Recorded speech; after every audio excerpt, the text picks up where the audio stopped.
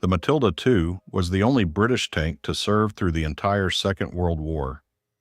On May 21, 1940, a counterattack involving Matilda tanks at Arras temporarily delayed the German advance.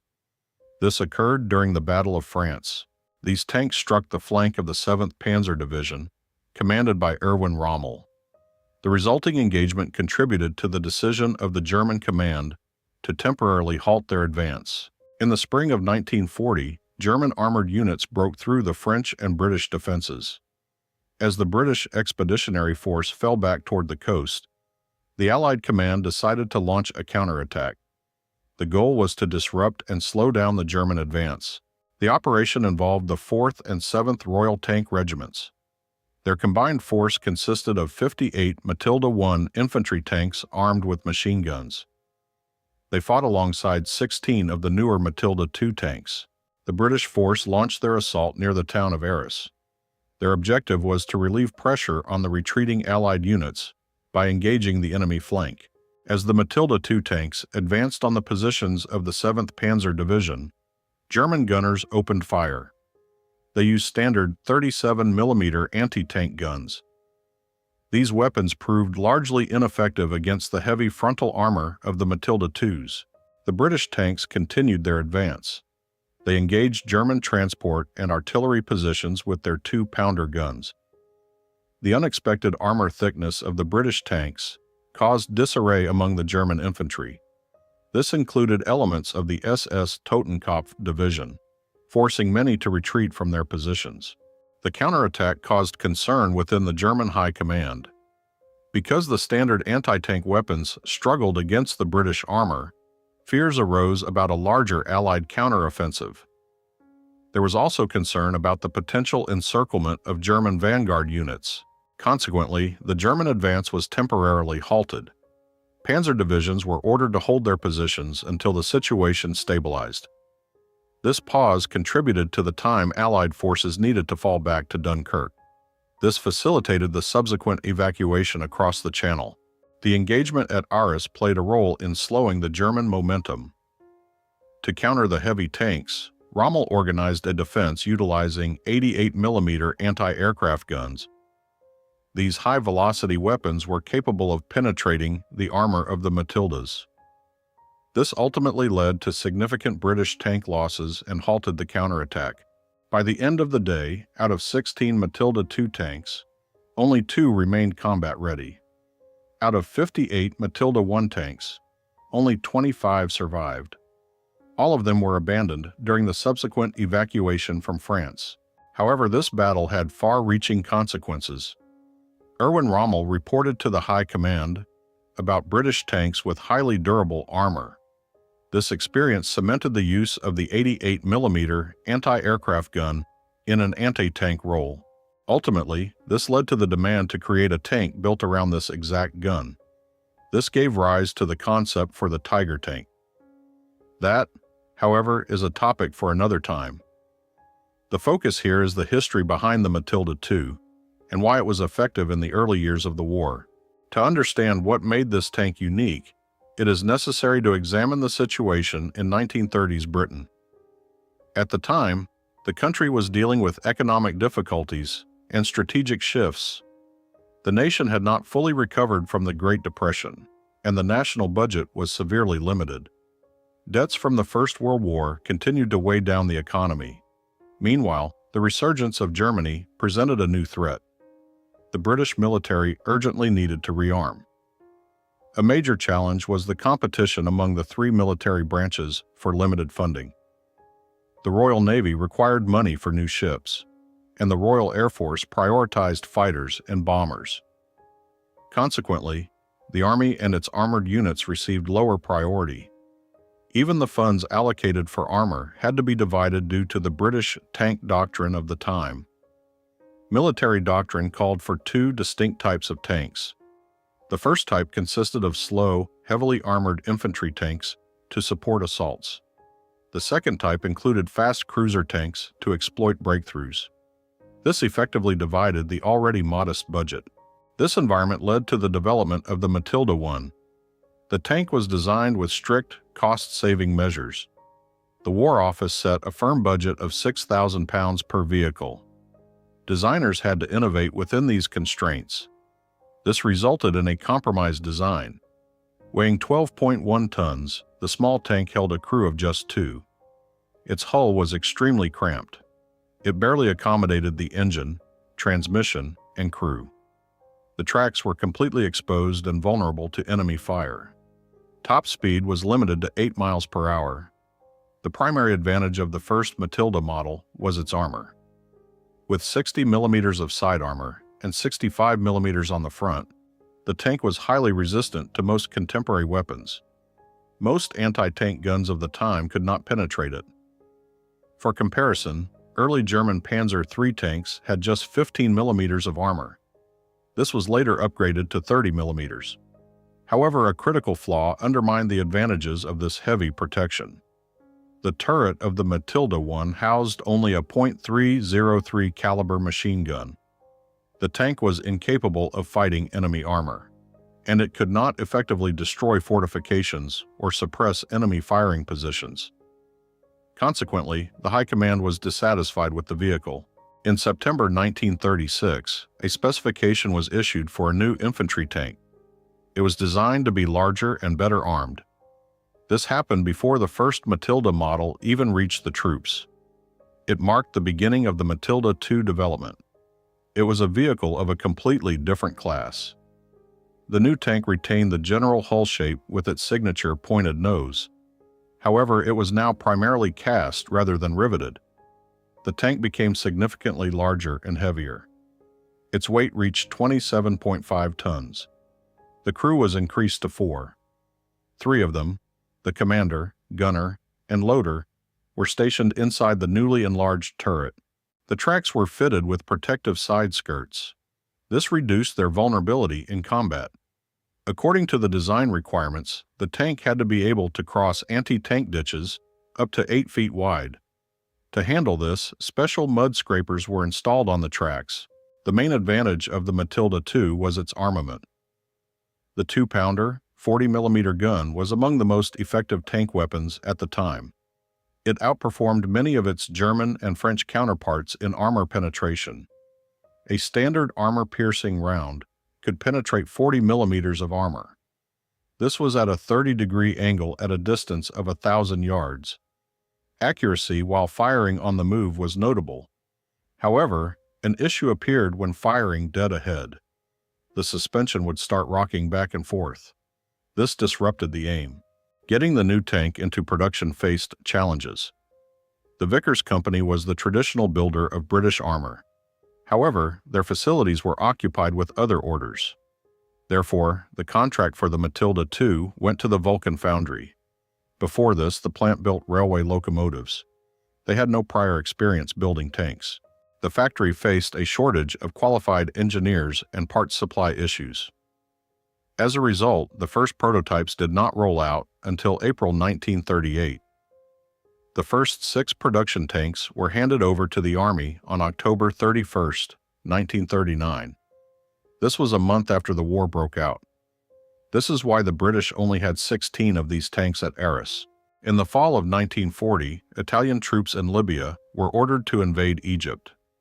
The main objective was the Suez Canal. Controlling it would sever the main artery connecting Britain to its Asian colonies. Thus, the Desert Campaign began. This is where the Matilda II earned the nickname Queen of the Desert. The Italian army outnumbered the British forces, but the quality of their armor was inadequate. When the Matildas entered the fight, they had a significant advantage. The Italian M11/39 series tanks were equipped with 37mm guns. These were largely ineffective against the British vehicles. Shells often deflected off the Matilda's thick armor. Furthermore, even 100mm howitzers firing at close range struggled to penetrate these tanks. Conversely, the British 2-pounder guns were highly accurate. They penetrated the Italian armor effectively. In January 1941, B Squadron of the 4th Royal Tank Regiment saw action in Eritrea. During one of the clashes, a single platoon attacked a column of 17 Italian tanks. 13 enemy tanks were destroyed. The remaining 4 retreated. Inspecting the knocked-out equipment demonstrated the capability of the British gun. 2-pounder shells penetrated the Italian tanks. They passed through the frontal armor and the engine block before exiting the rear armor plate. The British tank crews gained a strong advantage in the desert combat. The Matilda tanks played a significant role in pushing back the Italian army into Libya. They did have mechanical issues. The twin bus engines required regular maintenance. The complicated transmission struggled in the intense heat and sand. However, when operational, the tank proved highly effective in combat against the Italian forces. Everything changed in early 1942. The German Afrika Korps arrived in North Africa. They were commanded by Erwin Rommel. He was a commander who had already faced Matildas at Arras. The Germans brought new weapons that could penetrate British armor. The 50mm PaK-38 anti-tank guns could defeat the Matilda's frontal armor at medium ranges. This was something the older 37mm guns could not achieve. The open desert presented massive distances and flat terrain. This allowed the 88mm anti-aircraft guns to be used as effective anti-tank weapons. They were capable of destroying targets from long distances. The Germans utilized anti-tank ambush tactics. They dug in and camouflaged their gun positions. Then they waited for British tanks to close to effective range. The Matilda had a low top speed. It also lacked an effective high-explosive round for its 2-pounder gun. This made it vulnerable in these situations. Without proper high-explosive ammunition, suppressing enemy gun emplacements was highly difficult. On June 15, 1941, 16 Matildas of the 4th Royal Tank Regiment went on the offensive. They attacked German positions near the Halfaya Pass in Libya. The British tankers launched a frontal assault against a camouflaged gun line. They were unaware of the ambush. When the Germans opened fire, the 88mm shells penetrated the Matilda's armor. Out of 16 tanks, only 1 returned. Another severe loss occurred in July 1942 near the Sidra Ridge. 70 Matildas attacked German positions in 2 waves. Those positions were fortified with 88mm and 50mm anti-tank guns. These weapons systematically destroyed the approaching armor. By the end of the day, out of 70 tanks, only 12 survived. The Matilda's period of dominance in the desert had ended. By October 1942, few combat-ready Matildas remained in North Africa. German Panzer III and IV tanks had received thicker armor and more powerful guns. This made encounters with them increasingly difficult for the older British tanks. The primary issue was the inability to upgrade the Matilda.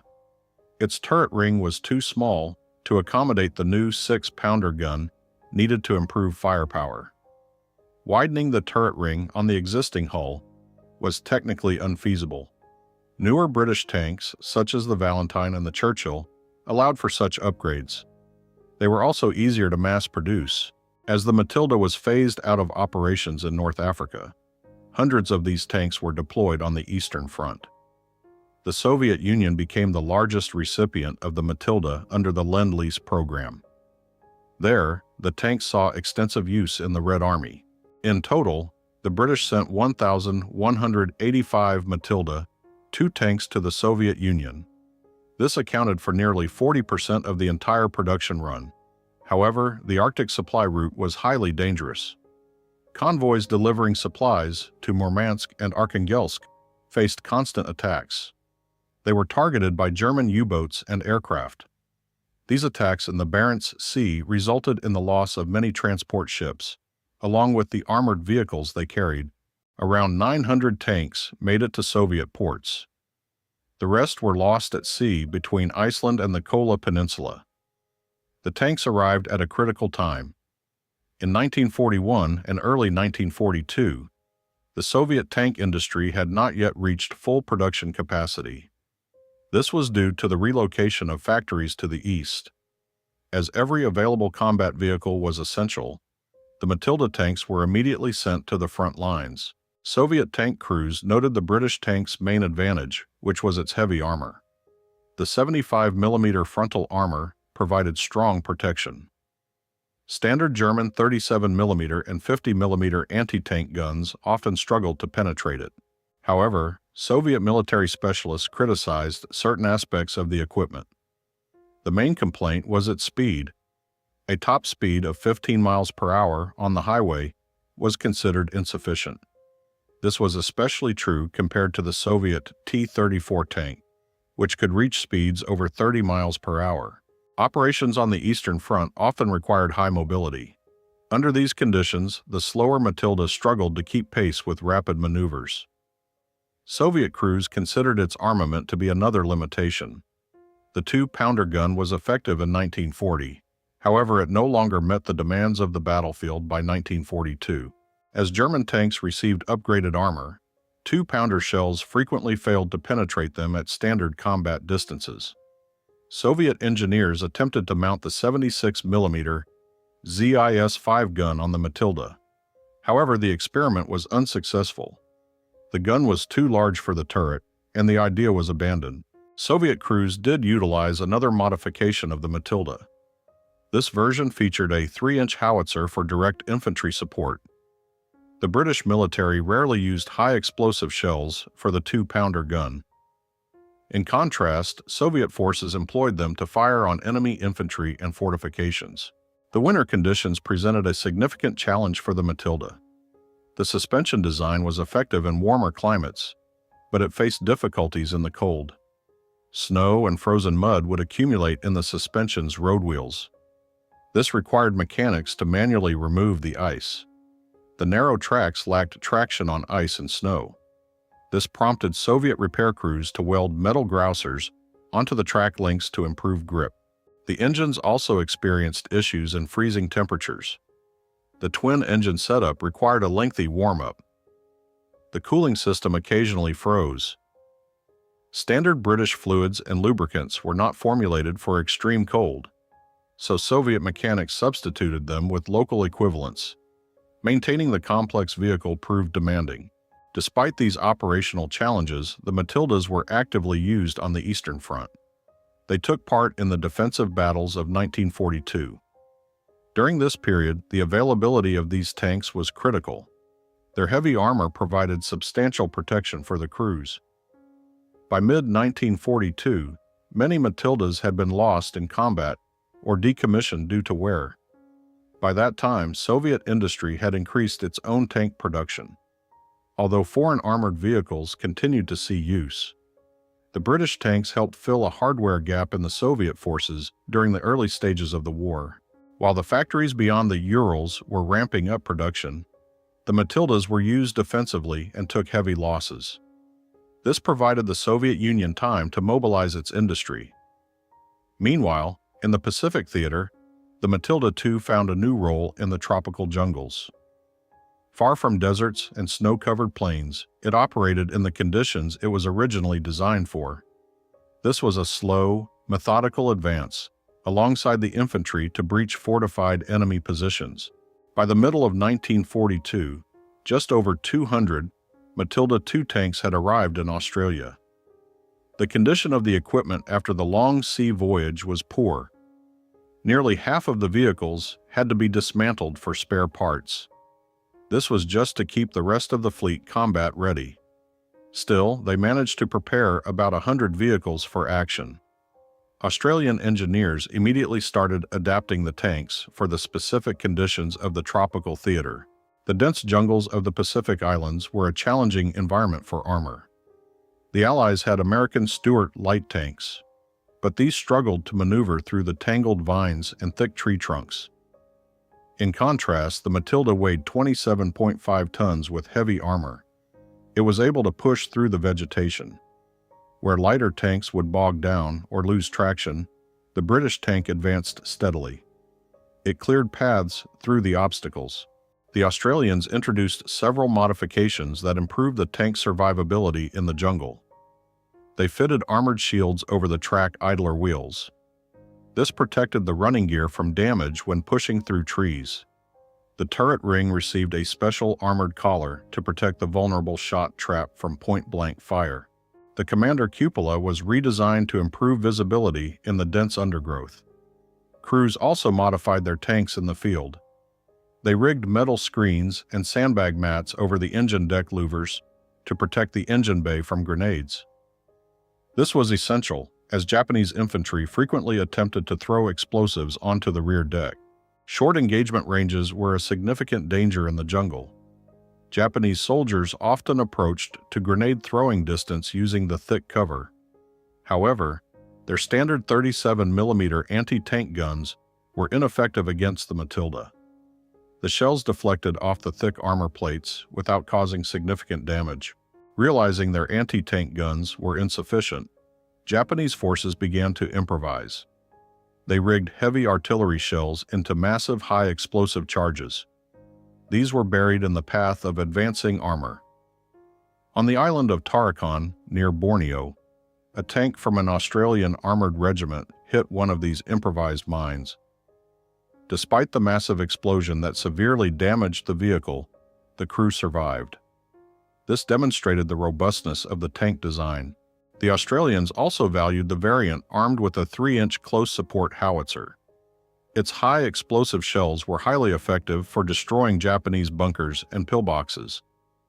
The compact ammunition allowed the crew to carry a large supply on board. This made it highly capable against infantry and field fortifications. They changed their combat tactics.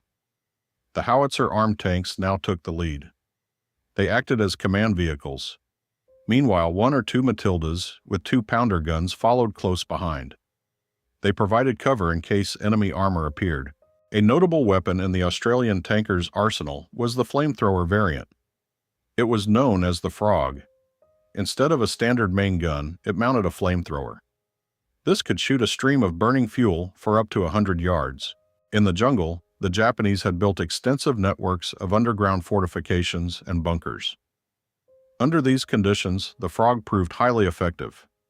Clearing a garrison out of a deep bunker with standard high-explosive shells was difficult. But the flamethrower accomplished the task quickly. Over the course of the war, the Australian military fielded almost 400 Matilda tanks across several variants. These vehicles saw action in New Guinea, Borneo, and various smaller islands. They provided infantry support in harsh conditions. On August 15, 1945, Japan announced its surrender.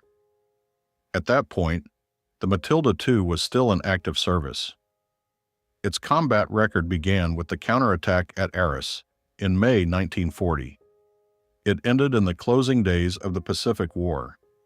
This marked over 5 years of continuous frontline service. If you enjoyed this video about the Matilda tank, please leave a like. Let us know in the comments which vehicle we should cover next. And make sure to subscribe so you do not miss future episodes.